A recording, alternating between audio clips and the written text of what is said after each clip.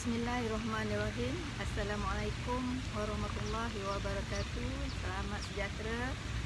Hari ini saya Dr. Rizal binti Zamhari akan mengisi slot program kecemerlangan mendidik anak-anak siri 2, Mari Membaca Buku. Okay. Dalam hari ini saya berada di Taman Tasik Shah Alam. Okay. Tenang pagi yang walaupun tidak begitu terik cahayanya, tapi sangat menenangkan kalau kita berada di sini. Dan apa khabar tuan-tuan dan puan-puan? Saya harap semua berada dalam keadaan sejahtera, sihat, ya, bersemangat dan sebagainya. Dalam siri 2 ini saya ingin menyambung tentang proses pembelajaran yang berkaitan dengan mendidik anak-anak membaca. Okay, dalam siri 1 yang minggu lepas saya telah membincangkan tentang bagaimana kita membantu anak-anak untuk membaca cerita-cerita pendek. Okay. Kemudian kita membantu mereka untuk meningkatkan kefahaman dengan mengemukakan soalan-soalan aras rendah seperti yang saya telah beritahu dalam siri 1 yang lepas, iaitu bermula daripada perkataan apakah, siapakah. Kemudian apabila mereka sudah mahir untuk menjawab soalan-soalan aras rendah, maka kita beransur-ansur mengemukakan soalan aras sederhana seperti bagaimanakah dan lain-lain lagi. Dan hal ini bagi saya penting untuk kita biasakan jadi satu budaya dalam mendidik anak-anak membaca, kerana apabila mereka memahami apa yang mereka baca dan disokong pula dengan beberapa perkara seperti ada bahan bacaan yang menarik dan sebagainya, maka natijah hasil akhirnya nanti mereka menjadi seorang anak yang minat membaca. Baiklah, seperti mana minggu lepas, slot ini juga adalah berfokus kepada anak-anak yang berumur 7 tahun ke bawah. Jadi saya ingin ulang semula tentang aras soalan sederhana, contohnya bagaimanakah. Kalau minggu lepas saya ada membawa cerita tentang naga sebab kebetulan ketika itu saya bersama cucu saya, Amal Rehan, telah baca buku tentang naga. Jadi soalan aras rendah dan aras sederhana ada berkaitan dengan naga. Hari ini saya suka nak membawa cerita yang sangat sinonim, sangat biasa dengan generasi dahulu dan generasi hari ini, iaitu cerita anjing yang tamak. Okey. Jadi kalau tuan-tuan dan puan-puan sudah biasa menceritakan kepada anak secara lisan, memberitahu melalui percakapan tentang cerita anjing yang tamak,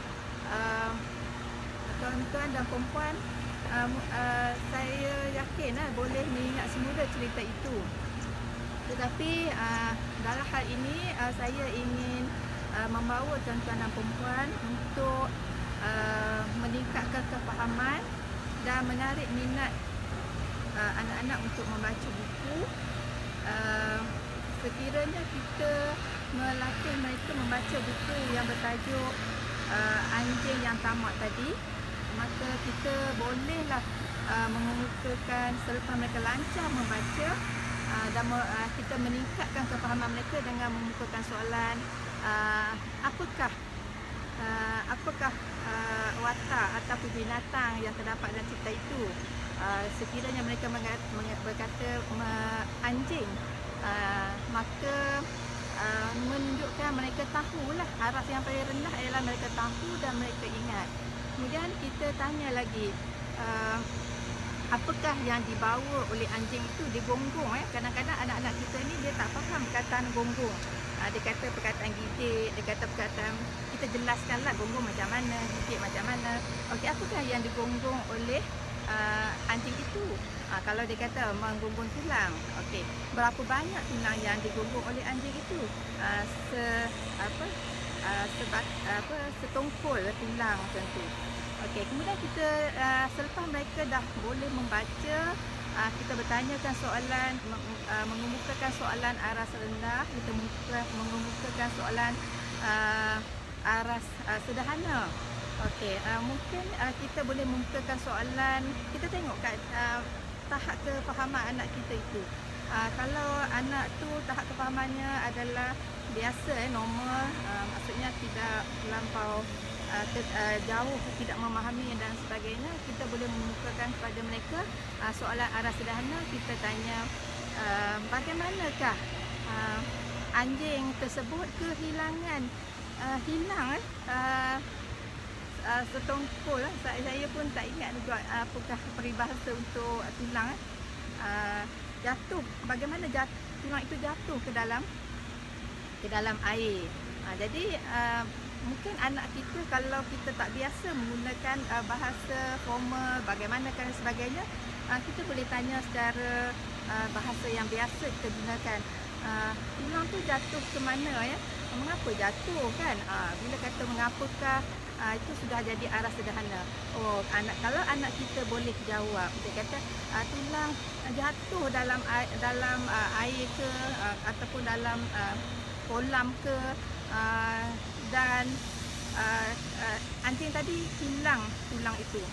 Kita boleh tanya, mengapa anjing itu melepaskan tulang itu, untuk tingkatkan lagi aras kefahaman mereka. Jadi kalau anak dia tak sama tahap kefahaman anak, seorang anak dengan seorang anak yang lain. Kalau ada kalangan anak-anak kita yang dapat menjawab, dia kata tulang jatuh kerana anjing tadi membuka mulut. Kalau setakat itu saja dijawab, sudah betul dah jawapan itu. Tapi kita nak galakkan anak itu menceritakan. Okey, mengapa dia buka mulut? Okey, kita rangsang dia untuk bercakap. Sekiranya dia kata, anjing itu buka mulut kerana dia nampak bayang dia sendiri. Kalau ikut kata nama, anjing itu nampak bayangnya sendiri dalam kolam atau dalam air itu. Anjing itu nampak ada anjing lain yang sedang mengunggung tulang. Jadi anjing yang melihat bayangnya itu, mungkin anak kita kena jelaskan bayang tu apa dan sebagainya kan. Anjing itu ingin tulang yang digunggung oleh anjing yang anjing yang terdapat dalam bayangan dalam kolam itu. Jadi itu sebab terlepas. Sekiranya anak kita tu dah berjaya menceritakannya, maka ini bermakna mereka faham. Mereka boleh jawab soalan mengapakah. Kemudian kita boleh sisipkan pengajaran kepada anak kita dari segi moralnya, iaitu dalam hidup kita ini kita tak boleh tamak ya. Kalau kita tamak, kita akan hilang sesuatu atau kita akan rugi. Itu segi moralnya. Sebenarnya saya nak sentuh sikit je dalam beberapa saat. Sebenarnya bukan sahaja cerita binatang digemari oleh anak-anak kita. Kita juga sebenarnya boleh memulakan proses minat membaca ini dengan menceritakan tentang kisah-kisah Nabi. Contohnya kisah Nabi Muhammad SAW, siapa nama penuh baginda, siapakah nama ibu dan bapanya, tentang sejarah hidup Nabi Muhammad SAW dan sebagainya. Jadi hari ini saya telah memberi tumpuan kepada soalan aras sederhana. Dalam siri ketiga nanti saya akan membawa tuan-tuan dan perempuan untuk melatih anak-anak kita untuk menjawab soalan-soalan aras yang lebih tinggi. Kalau dalam istilahnya aras aplikasi, aras analisis, aras sintesis, aras memberi pendapat. Okey. Oleh itu untuk hari ini sekian saja dari saya, Dr. Izzah Zahari dari Taman Tasik Shah Alam. Sekian, terima kasih. kepada tuan-tuan dan puan yang sudi bersama saya pada pagi ini. Assalamualaikum warahmatullahi wabarakatuh dan selamat sejahtera.